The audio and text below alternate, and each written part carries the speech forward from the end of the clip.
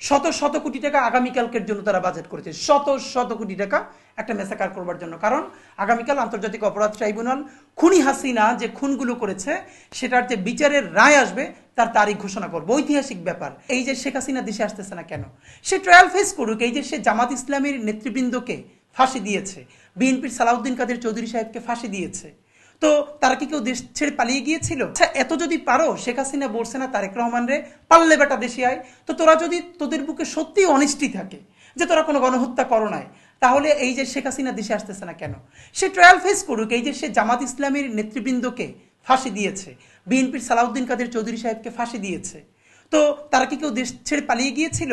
এমনকি জামাত ইসলামের তো মীর কাসেম আলী সাহেব বিদেশে থেকেই যেতে পারতেন তার বিরুদ্ধে যখন মামলা হয়েছে, তারপরও তিনি সৎসাহস নিয়ে এই দেশে এসেছেন, ট্রায়াল ফেস করেছেন এবং তিনি তো হত্যার শিকার হয়েছেন বিচারিক হত্যাকাণ্ডের।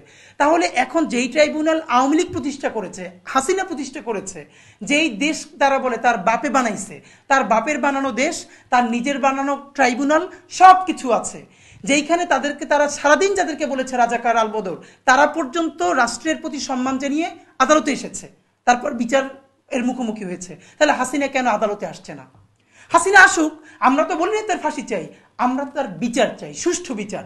সে যদি আসলেই নিজেকে প্রমাণ করতে পারে সে গণহত্যা করে নাই, সে আদেশ দেয় নাই হেলিকপ্টার থেকে গুলি করবার, ফাইন, তাহলে তার বিচার অফিসে বেকসুর খালাস পাবে। আর যদি প্রমাণিত হয় সে লাশ জ্বালিয়ে দিয়েছে, প্রত্যেকটা হত্যাকাণ্ড সে অর্ডার করেছে, তাহলে সে বিচার মেনে নিতে মানে তার সমস্যাটা কোথায়? তো এই আওয়ামী লীগকে উস্কে দিয়ে এত বড় একটা গণহত্যা করলো, লাশ জ্বালিয়ে দিল, পুড়িয়ে দিল, এরপরও সে এখন বিদেশে বসে মানুষকে উস্কে দিচ্ছে। এইখানের যে কিছু গরিব মানুষ তাদেরকে নামিয়ে মিছিল করাচ্ছে, ব্যানার ধরাচ্ছে। এই যে এই মানুষটা আওয়ামী লীগের কিছু জানে না, তাকে 5,000 টাকার লোভ দেখায় যে মিছিলে নিয়ে আসে, তাকে পুলিশ ধরে নিয়ে গেলে ছাড়াবে কি? আওয়ামী লীগ ছাড়াবে? তাদের এখন একমাত্র ভরসা এস আলমের যে হাজার হাজার কোটি টাকা, কতগুলো ব্যাংকে দেউলিয়ে করে সেই টাকা বিদেশ চলে গেছে, হাজার হাজার কোটি টাকা আওয়ামী লীগের গুন্ডারা পান্ডারা সারা পৃথিবীর বিভিন্ন দেশে পাচার করেছে।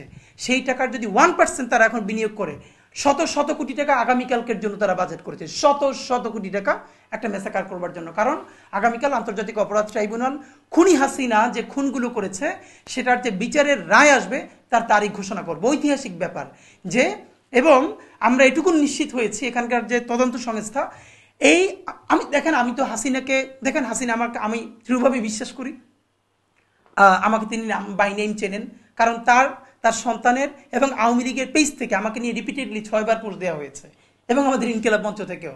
তা আমি বলি কি যে আপনি একটা কাজ করেন, আপনি বাংলাদেশে এসে এই মামলাগুলো নিয়ে আপনার বিরুদ্ধে যদি বেইনসাফি হয় তাহলে আন্তর্জাতিক অপরাধ আদালতে যান, কিন্তু আপনি ট্রায়াল ফেস করেন, আদালত ফেস করেন। এই আদালত ফেস না করে দিল্লিতে উস্কানি দিয়ে, নিজের তো কোনো সমস্যা নাই, নিজে আছে দিল্লি, মেয়ে আছে এক দেশে, ছেলে আছে আমেরিকায়, আর যতগুলো টাকা পাচার করছে হাজার হাজার কোটি টাকা, কেউ সিঙ্গাপুরে, কেউ মালয়েশিয়ায়, বাকিরা আমেরিকায়, কানাডায়, বেগমপাড়ায়, এখন ওখানে বসে উস্কানি দেয়। আর এখানে কিছু অবুঝ মানুষ এইখানে বলে জয়, মাথায় গিয়ে বলে বাংলা, এরপরে পাবলিকের মাইর খায়। এবং এখন আমাদের যেটা করণীয় দরকার, এটা আপনাকে বলি, সরকার তো আসলে সরকার তো কি বলবো, এই সরকার তো জুলাই গণঅভ্যুত্থানের সরকার হইতে পারে নাই, নইলে আজকে আওয়ামী লীগ যার আজকে মানে নাই হয়ে যাওয়ার কথা, ডিসব্যান্ড করবো, আমরা তো আওয়ামী লীগকে ব্যান করেছি, কিন্তু ডিসব্যান্ড তো করতে পারিনি, তাকে টুকরো টুকরো করে ফেলার কথা।